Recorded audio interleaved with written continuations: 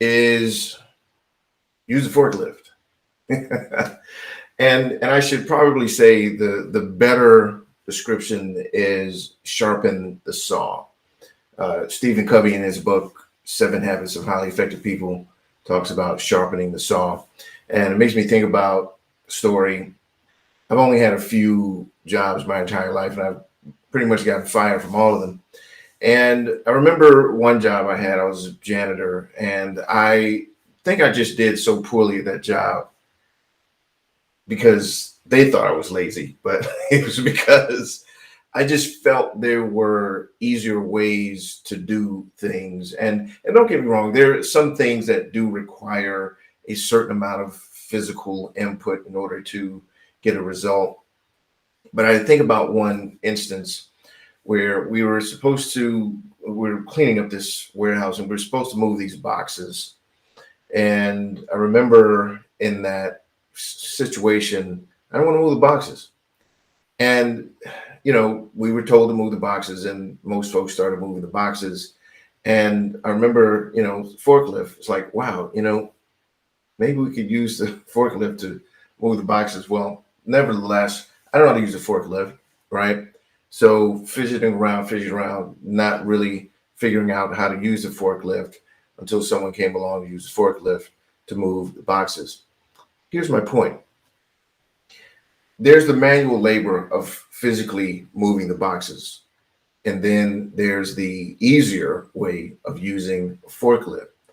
And most cases, there's a forklift in our lives. And that's what Stephen Covey talks about in Sharpening the Saw.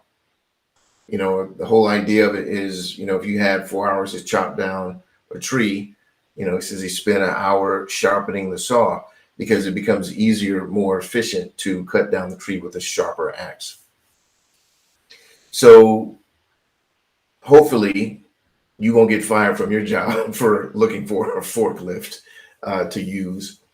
But when you're in any situation, there's always a forklift. And that forklift can look different for your job, for your situation. Is finding that easier way.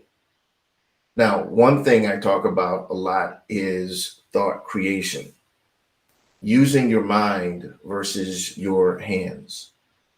So when we talk about doing a thing, you can physically do a thing with your hands, but you can also visualize, you can pray, meditate. Those things are like using a forklift. Now, here's the thing. You'll hear people say all the time, movement beats meditation. And whereas that statement is not completely false, it also doesn't tell the whole picture. Because if you're just going to meditate, then no, that may not get you the results that you're needing to get. However, meditation, visualization, prayer, whatever it is you do to call on any higher power, even the higher power within yourself, is the equivalent of using a forklift. You don't stay in that space, just like you don't just look at the forklift. You still have to physically get in the forklift to move the boxes. But you can take the hours that it will take to move the boxes, or you could take a few minutes, figure out how to use the forklift, and then in a few more minutes, move all the boxes with ease. So what's your forklift? Is it meditation? Is it prayer? Is it planning even? Maybe that's what it is for you. Taking the time to plan, taking the time to strategize about a thing that you desire. So whatever it is you have to do in your life, always remember, use the forklift. There's an easier way.